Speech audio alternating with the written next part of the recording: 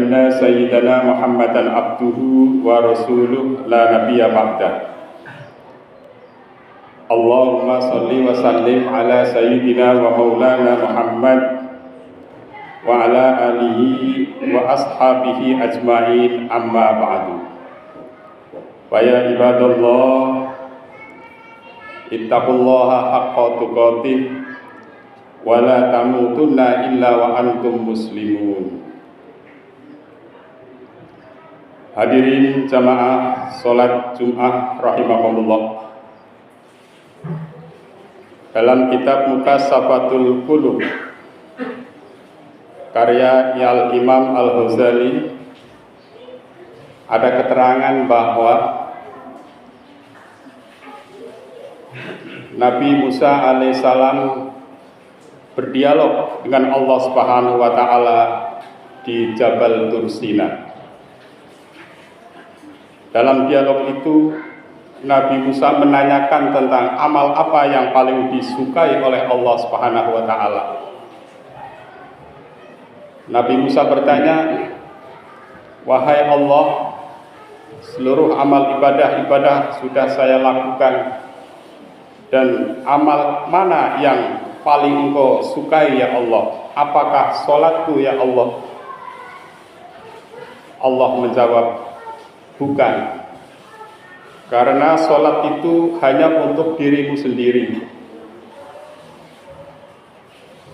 Sholat itu hanya untuk mencegah kemungkaran dan untuk dirimu sendiri. Inna sholata tanha anil fahsai wal munkar." Kemudian Nabi Musa bertanya lagi, "Apakah zikirku ya Allah?" Allah pun menjawab, "Bukan. Karena zikirmu hanya untuk menenangkan dirimu sendiri. Ala bidzikrillahi tatmainnul qulub." Kemudian Nabi Musa bertanya, "Apakah puasaku ya Allah?" Allah pun menjawab, "Bukan, karena puasamu hanya untuk menahan hawa nafsumu sendiri." Lalu Nabi Musa bertanya, kira-kira amal apa itu ya Allah yang paling Engkau cintai? Kemudian Allah menjawab, adalah sedekahmu, yaitu perhatianmu dan kepedulianmu untuk memberikan sedekah terhadap orang lain. Maka itulah amal yang terbaik bagimu, karena ketika kamu bersedekah, berbagi terhadap orang-orang fuqara wal masakin dan anak-anak yatim piatu, di sanalah ada aku, kata Allah. Hadirin jamaah salat Jumat rahimakumullah. Membahagiakan orang fakir miskin, para du'afa, para yatama wal masakin, kita berbagi kepada mereka adalah di mata Allah itu merupakan amal ibadah yang paling dicintai dan paling disukai oleh Allah Subhanahu wa taala daripada ibadah-ibadah mahdhah yang lain.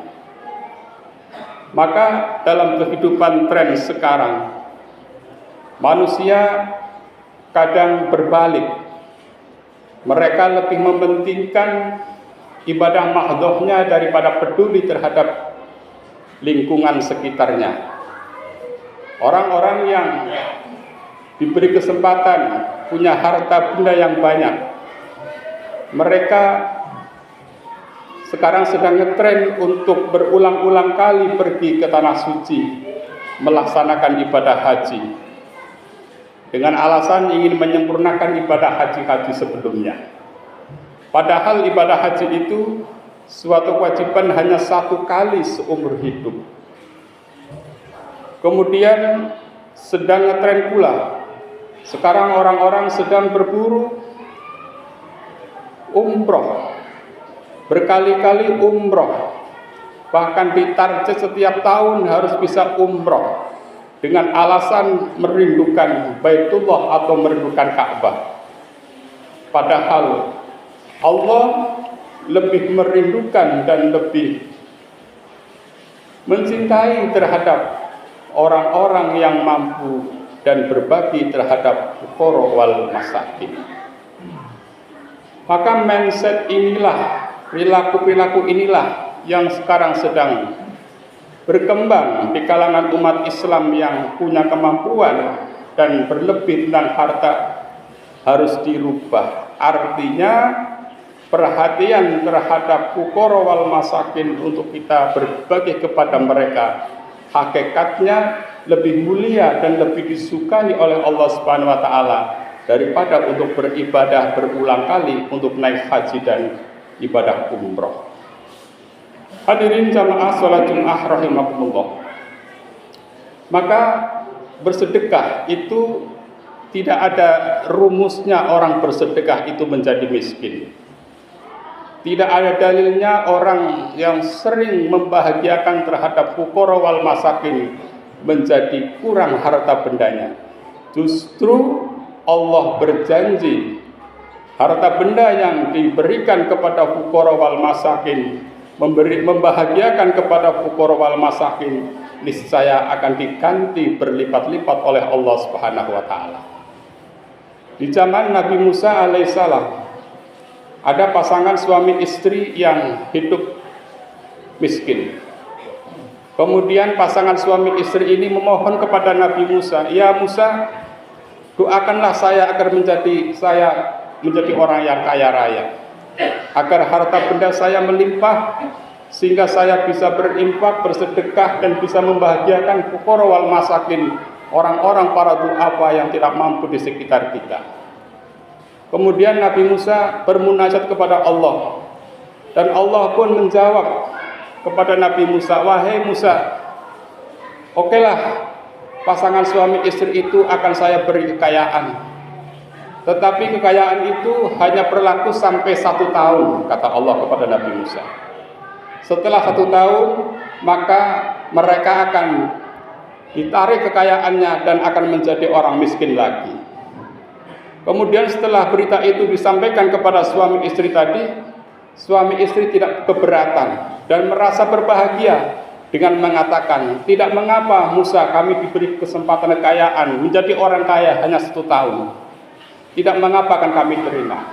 Sehingga terjadilah suami istri menjadi orang yang kaya raya. Tetapi di dalam kekayaan itu mereka tidak lupa kesempatan kekayaan yang diberikan hanya 1 tahun ini sengaja digunakan untuk berbagi terhadap fuqara wal masakin, selalu bersedekah dan membahagiakan para anak-anak yatim, sehingga kekayaannya semakin melimpah dan semakin banyak sekali kekayaannya di luar dugaan.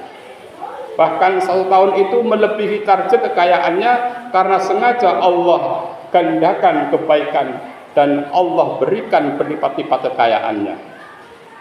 Sehingga sampai sudah jatuh tempo 1 tahun, kekayaannya itu tidak hilang, malah justru bertambah pesat.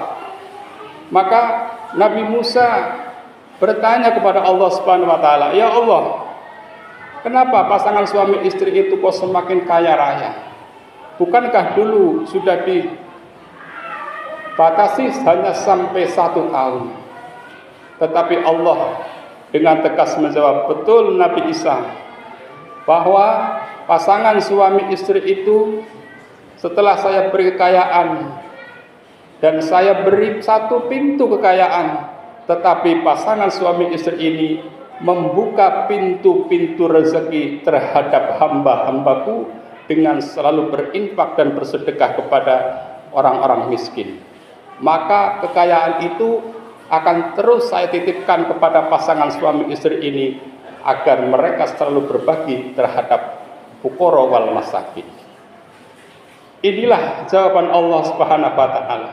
Artinya orang yang sudah mampu ketika dia berbagi terhadap orang lain, pada hakikatnya dia membuka pintu rezekinya sendiri dan terus akan semakin bertambah dan bertambah. Inilah dalilnya. Maka orang semakin banyak bersedekah, orang semakin banyak membahagiakan terhadap orang lain, hakikatnya dia sedang membuka pintu rezekinya sendiri. Mudah-mudahan apa yang saya sampaikan ini ada manfaatnya, dan mudah-mudahan kita ini akan dijadikan orang yang suka bersedekah dan mampu membahagiakan orang-orang di sekitar kita, terutama golongan para du'afa wal masakin wal yatama, amin ya rabbal alamin. Barakallahu li wa lakum fil Qur'anil karim wa nafa'ani wa iyyakum bima fihi minal ayati wa dzikril hakim. Aqulu qawli hadza fastaghfiru innahu huwal ghafurur rahim. Allah